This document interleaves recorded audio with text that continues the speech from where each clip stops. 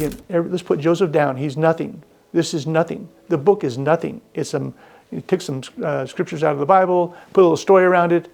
Nothing. But you will see these guys are so far off the mark then and today. Joseph was a translator. He was a prophet. Hello, my name is Ed Patterson, and today we're talking about the inception, the beginning of the antis who attacked the Mormon church. Where did they start? What did they say? So let me give you just a little background and history, if I might.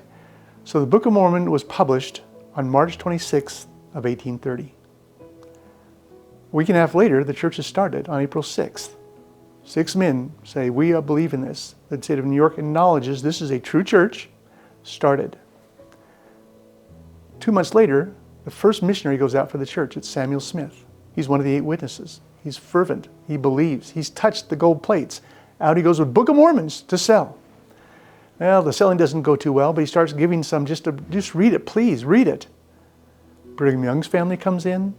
Heber C. Kimball's family comes in. So there are definitely people now, what is this? People are going to affect the history of the church dramatically down the road.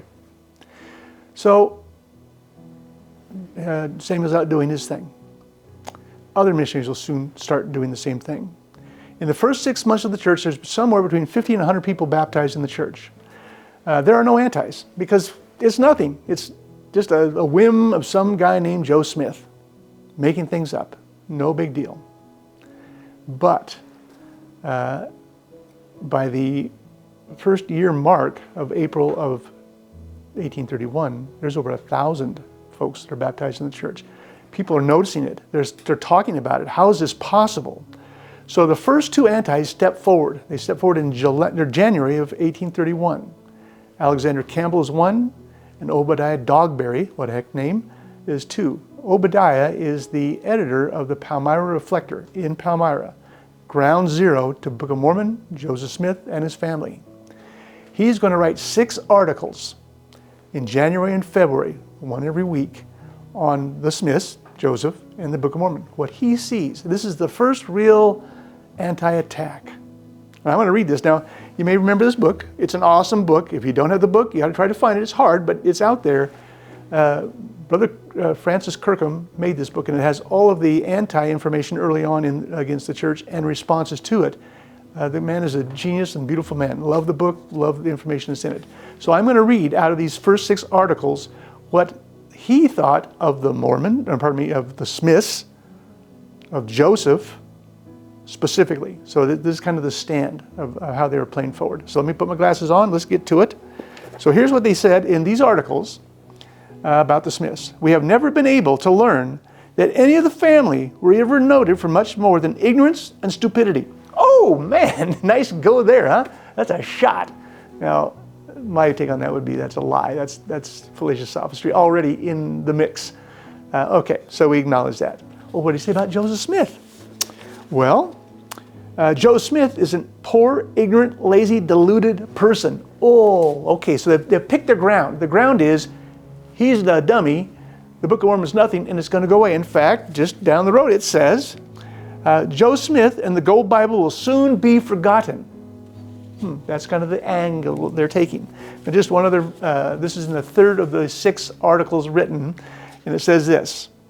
And I read this because the very end here is very interesting to me. So he's talking about Joseph. In his person, he's tall and slender.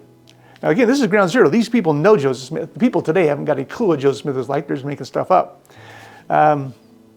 So in person, he's tall and slender, thin, his favoring, having little expression of countenance, other than that of dullness. So they're saying, this guy is nothing. Don't listen to this guy. He can do nothing. And they go on. His mental powers appear to be extremely limited.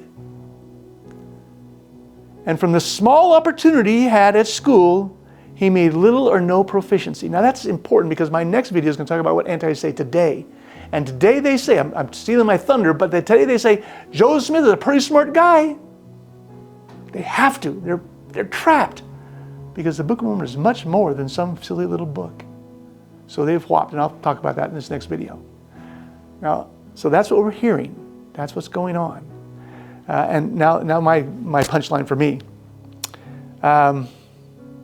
And it is asserted by one of his principal followers, Oliver Cowdery, that Joe, even to this day, so it's a year after it's published, 2 years after the translation happened, that Joe, even to this day, is profoundly ignorant of the meaning of many of the words contained in the Book of Mormon. So they said, as an anti-thought, for me it's beautiful, because Joseph Smith did not write the Book of Mormon on his own. I'm telling you, impossible. It did not happen. And I will prove it over and over and over again, just with the words within the Book of Mormon. Many other ways I'll talk about, but that alone will show another pillar. Many pillars will come. You will see that Joseph Smith is not the fellow who brought forth the Book of Mormon out of his mind. It came from God using Joseph Smith as a prophet, as a seer, as a translator. Now, I'll talk more about those things, but that's my point I really want to make. The starting point. Alexander Campbell had the same kind of a deal. Joseph Smith was ignorant and dumb. The words he used were lazy, indolent, and stupid. Again, let's put Joseph down. He's nothing. This is nothing. The book is nothing. You took some scriptures out of the Bible, put a little story around it. Nothing. But you will see these guys are so far off the mark then and today. Joseph was a translator. He was a prophet. The Book of Mormon is true. And truly, it is a second witness for Christ and will change your life if you choose to find out. Thanks so much. See you on down the road.